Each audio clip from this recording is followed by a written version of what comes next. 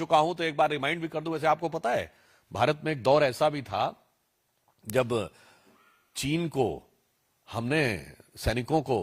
चावल प्रोवाइड किए थे। 21 जून 1952 को जवाहरलाल नेहरू की प्रेस कॉन्फ्रेंस में उनसे पूछा गया कि आपने क्या चीन की सेना को रसद प्रदान की है, तो उन्होंने कहा हां हमने थोड़ी मात्रा में की है,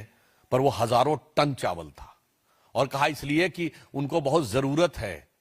हम उनको जिंदा रखने के लिए दे रहे हैं। जबकि उस समय तिब्बत में एट्रोसिटीज हो रही थी और वो इसलिए था कि उस समय चाइना का नियरेस्ट शहर चेंगडू 2000 किलोमीटर से अधिक दूर था और सड़कें भी खराब थी। भारत से तवांग से 250 पौने 300 किलोमीटर की थी और सड़क भी अच्छी थी। यानी उस दौर से आज तक चला आ रहा है। तो मैं साफ साफ कांग्रेस पार्टी से कहना चाहता हूं कि कांग्रेस पार्टी ने स्पष्ट रूप से यह दर्शा दिया है कि वो चीन के साथ हुए अपने करार के प्यार में, राजीव गांधी फाउंडेशन को चाइनीज एम्बेसी से मिले हुए लोन के दबाव में बोल रहे हैं और लगातार इस प्रकार के बयान दे रहे हैं। इसके लिए उनको आकर सीधे सीधे सफाई देनी चाहिए। और वो अनेक उदाहरण हैं, वो सब तो अपनी जगह हैं। दूसरा विषय, एक और अधिक महत्वपूर्ण विषय आया है, भारत के चुनावी व्यवस्था को किस प्रकार से ये समुद्र पारीय कांग्रेस के अध्यक्ष के साथ साथ ये समुद्र पार से एक दूसरे प्रकार की जो संकेत प्राप्त हो रहे हैं, वो भी यह दर्शाते हैं कि भारत के लिए किस प्रकार के दुरभिसंधियां भारत के अंदर बैठे हुए कुछ लोग और कुछ भारत विरोधी शक्तियों के साथ चल रही हैं। कि एक international foundation for electoral systems नामक एक संस्था है, जिसने 2011 में भारत की एक संस्था India international institute of election management, जो कि चुनाव आयोग के साथ संबंधित संस्था है, इसके साथ एक करार किया। और यह करार में जो पीछे से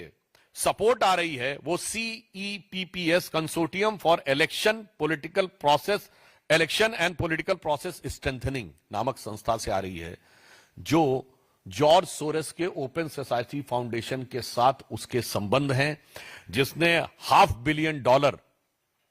भारत में इन्वेस्ट किए एक माध्यम से, यूएसएड इत्यादि के माध्यम से, और इसके बाद से 3-3.5 लाख डॉलर प्रतिवर्ष भारत में आते जा रहे थे। आज हम साफ साफ पूछना चाहते हैं कि भारत के इलेक्शन प्रोसेस, जबकि फैक्ट ऑफ द मैटर यह है कि 2020 में आप याद करिए जब अमेरिका में चुनावी प्रक्रिया को लेकर अनेक प्रकार के प्रश्न उठे थे, तो भारत की चुनावी प्रक्रिया की तारीफ की गई थी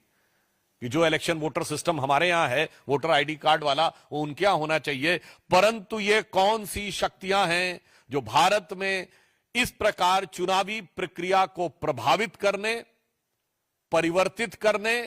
या उसके अंदर कोई समस्या उत्पन्न करने के हेतु से आर्थिक अनुदान पाती हुई दिखाई पड़ रही थी। यह बहुत गहरा संदेह हमारे मन में उत्पन्न होता है। यानी बहुत साफ है कि सोरस की सुर,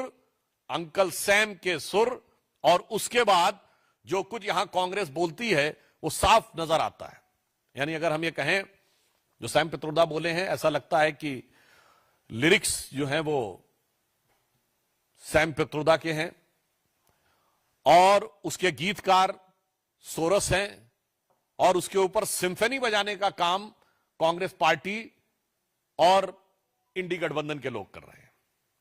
तो आज हम साफ साफ देश की जनता से कहना चाहते हैं कि अब कोई किंतु परंतु नहीं रहना चाहिए। और तीसरा विषय जो आप सबको ध्यान है, कांग्रेस के वरिष्ठ नेता और लोकसभा में उपनेता श्री गौरव गोगोई का जिस प्रकार के जॉर्ज सोरस के इस फाउंडेशन के साथ कनेक्शन नजर आता है, पाकिस्तान की एम्बेसी में उनकी बातचीत की फोटो, पाकिस्तान की दूतावास में मधुर मनोभावों के साथ वार्तालाप करते हुए, और भारत में आकर भारतीय सेना, भारतीय वायुसेना, भारतीय अर्धसैनिक बलों के विरुद्ध कटुतापूर्ण शब्दों का इजहार करते हुए, ये बातें अब बहुत साफ दिखाई पड़ती हैं कि देश के ऊपर आघात करने के एजेंडा बहुत साफ है कि विदेशी शक्तियों के लिए, जो भारत के विरोधी शक्तियां हैं, उनके लिए कांग्रेस की मोहब्बत की दुकान है। जिसमें मोहब्बत सोरस से भी है, मोहब्बत चाइना से भी है, और भारत के अंदर एक दूसरे से लड़ाने का विधान है। याद करिए, ये कहते हैं उत्तर और दक्षिण को लड़ाओ। इनके कर्नाटक के वित्त मंत्री ने कहा था कि साउथ में रेवेन्यू कलेक्शन ज्यादा है तो उत्तर से अलग होना चाहिए। इनके तेलंगाना और तमिलनाडु के मंत्रियों ने उत्तर प्रदेश और बिहार के बारे में जो बोला वो क्या है, एक राज्य को दूसरे राज्य से लड़ाओ। उसके बाद भाषाओं को आपस में लड़ाओ, तमिल और हिंदी को लड़ाओ, फिर मराठी और बिहारी को लड़ाओ, फिर भाषा पे लड़ाओ, प्रांत पे लड़ाओ, क्षेत्र पे लड़ाओ, और उसके बाद जातियों में लड़ाओ, अगड़े पिछड़े में लड़ाओ, सामान्य और दलित में लड़ाओ। यानी बहुत साफ है कि बाहर की शक्तियों के लिए मोहब्बत की दुकान, और भारत में हर आधार पर वर्ग, प्रांत, जाति, भाषा पर नफरत की दुकान, नफरत के सामान। और इससे मैं अंत में यह स्पष्ट कहना चाहता हूं कि इससे श्री राहुल गांधी ने जो बयान दिया था कि has to fight with Indian state, वो अनायास मुंह से निकला हुआ, लापरवाही में कहा गया बयान नहीं था। एक सुविचारित, सुव्यवस्थित योजना के अंग का प्रकटीकरण था। It was not just a careless slip of tongue, but it seems to be an expression of a well thought of structured design that how to demean and damage the India's strength and sovereignty. तो इसलिए अब हम बहुत स्पष्ट रूप से यह देश की जनता से कहना चाहते हैं कि यह सब कुछ जो दिखाई पड़ रहा है, चीन की तारीफ से लेकर, सोरेस फाउंडेशन से समर्थन से लेकर, भारत के अंदर सबको एक दूसरे से लड़ाने से लेकर, और इंडियन स्टेट से लड़ाई करने की बात, मुझे लगता है अब किसी भी प्रकार का कोई बचाव का स्कोप कांग्रेस पार्टी के पास नहीं रह जाता है। और इस विषय पे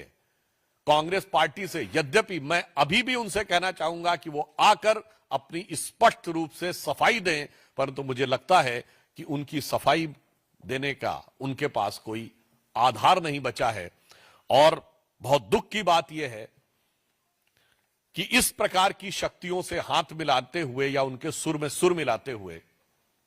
बात करते हुए भारत के अंदर के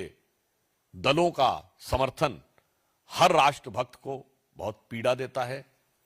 और उसके साथ गंभीर प्रश्न भी उठाता हुआ प्रतीत होता है। धन्यवाद।